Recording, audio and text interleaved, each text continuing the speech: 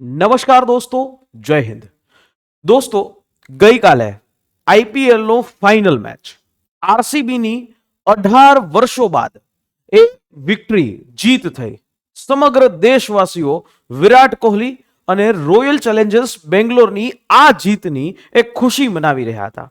ત્યારબાદ જે પ્રકારે એ આરસીબી છે એ ચેમ્પિયન થયું, કારણ કે 18 વર્ષનો વનવાસ બાદ અને એક વખત આ જીત છે એ મળી છે.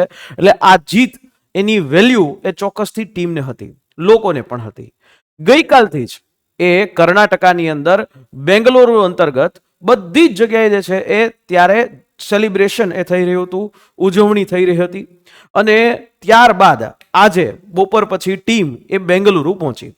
કાર્યક્રમ નિર્ધારિત હતો કે આ કાર્યક્રમ અંતર્ગત ચિન્નાસ્વામી સ્ટેડિયમની અંદર ભવ્ય એ સન્માન સમારોહનું આયોજન કરવામાં આવશે. એની સાથે સાથે કર્ણાટકાનું વિધાનસભા ભવન છે ત્યાં એમનું પણ સન્માન કરવામાં આવશે, લોકો સાથે રૂબરૂ કરવામાં આવશે. આપણા દેશની અંદર તમને ખ્યાલ છે, ક્રિકેટ એ માત્ર રમત નથી, એક ઇમોશન છે.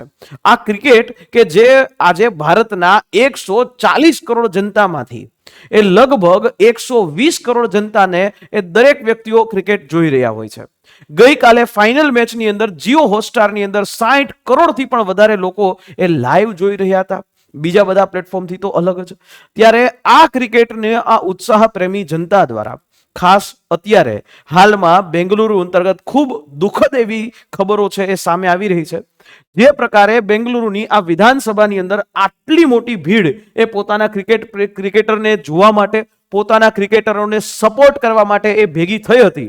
પણ ભગવાન આ જે પ્રકારની એ જે ઘટનાની અંદર આ પ્રકારની ઘટનામાં લોકો જે છે આટલા મોટી સંખ્યામાં, લાખો લોકોની સંખ્યાની અંદર એવું કહેવાય છે કે આજે બેંગલુરુની અંદર 10 લાખથી પણ વધારે લોકો છે એ રસ્તા ઉપર હતા પોતાના ક્રિકેટરને સપોર્ટ કરવાની અંદર. પરંતુ ક્યાંક ને ક્યાંક એ ઘટનાની અંદર ખાસ સરકારનું એ મિસમેનેજમેન્ટ થયું. સરકાર આ ભીડ જે છે, કર્ણાટકની સરકાર એ ભીડને કંટ્રોલ ન કરી શકી અને એનું પરિણામ થયું કે આ ભીડને કારણે એ ત્યાં એ ભીડ એટલી થઈ ગઈ કે 11થી પણ વધારે લોકો એ મૃત્યુ એ પામ્યા. એટલે કે ભાગાદોડીની અંદર ઘણા બધા લોકો છે એ મૃત્યુ પામ્યા. ઓફિશિયલ આંકડો 11નો છે, કદાચ અનઓફિશિયલ આંકડો એ અલગ હોઈ શકે, અને ઈજા પામેલા લોકો તો અલગથી. આ પ્રકારની ઘટના, જીતનો ઉલ્લાસ આજે એ માતમમાં ફેરવાઈ ગયો, એ મોતના તાંડવમાં ફેરવાઈ ગયો. આ પ્રકારે જ્યારે લોકો છે એ ભેગા હતા, કર્ણાટકાની સરકારને એ અંદાજો હતો જ, કારણ કે જે પ્રકારે લોકો એ આરસીબીને સપોર્ટ કરી રહ્યા હતા પોતાના સ્ટેટની અંદર, ગઈકાલથી જે છે એ અલગ અલગ જગ્યાએ નાના મોટા લાઠી ચાર્જના બનાવો સામે આવતા હતા, કારણ કે લોકો રસ્તા ઉપર આવી રસ્તો રોકી અને એ પોતે સેલિબ્રેશન કરી રહ્યા હતા. પણ અત્યારે આ રીતે એ લોકો જે છે એનું સેલિબ્રેશન આજે ઘણા બધા લોકોના જે પરિવારજનો છે એના મૃત્યુના એ પરિણમ્યું છે.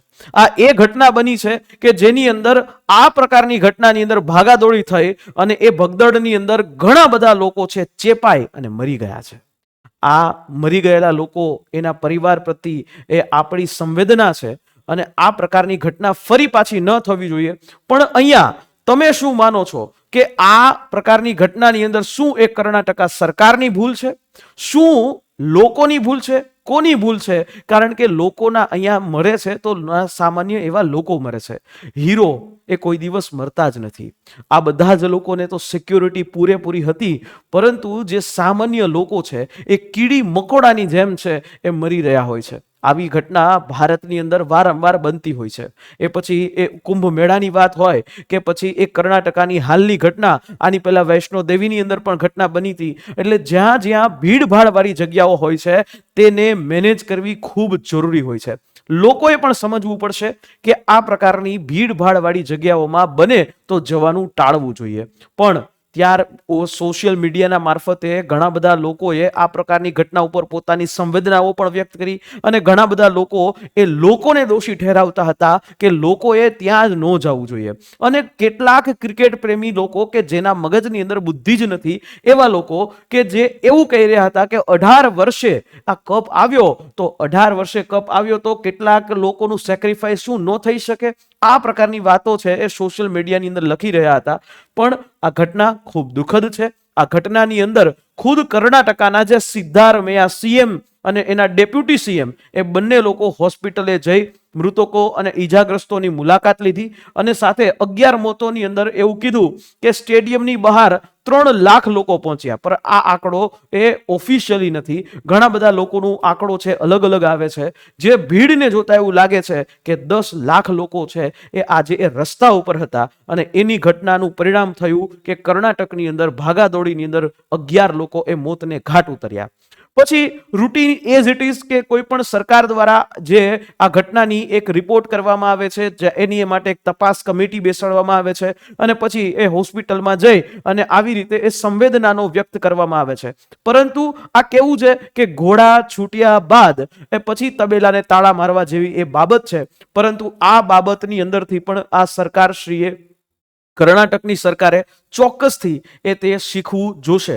આની પહેલા પણ ઘણી બધી વખતે આવું સેલિબ્રેશન થયું છે, જેમ કે મુંબઈ છે, ગુજરાત છે, આ બધી જગ્યાએ સેલિબ્રેશનો થયા છે. પરંતુ એ ભીડને કાબુ કરવા માટેના તમામ હથિયારો, તમામ તંત્ર એ ચોક્કસથી સાથે રાખવામાં આવતું હોય છે. અને જે લોકો એટલા બધા ઉન્માદમાં આવી અને પોતે પોતાનો જીવ એ આ રીતે એ આપી દેતા હોય છે, તો એમણે પણ વિચારવું જોઈએ કે આવી રીતે ખાલી માત્ર ને માત્ર એ કોઈ પરિવારના દીકરા દીકરીઓ જે છે એ ક્રિકેટ પાછળ એટલા બધા ગાંડા થઈ અને ત્યાં જઈ અને એ મૃત્યુ એ ન ભેટે. તો આશા રાખીએ આ માહિતીમાં તમને કંઈક એવું લાગ્યું હશે. પરંતુ તમે લોકો અમને ફોલો કરી શકો છો એક્સના પ્લેટફોર્મ ઉપરથી ધવલમારું8, જેની લિંક નીચે ડિસ્ક્રિપ્શન બોક્સમાં આપેલી છે. અને એની સાથે તમે અમારે આ યુટ્યુબ ચેનલ સાથે જોડાઈ શકો છો કે જે યુટ્યુબ ચેનલની માધ્યમથી અમે આ પ્રકારની ખબર આપ સુધી એ લઈ આવી શકીએ. મળીએ નેક્સ્ટ સેશનમાં. જય હિન્દ.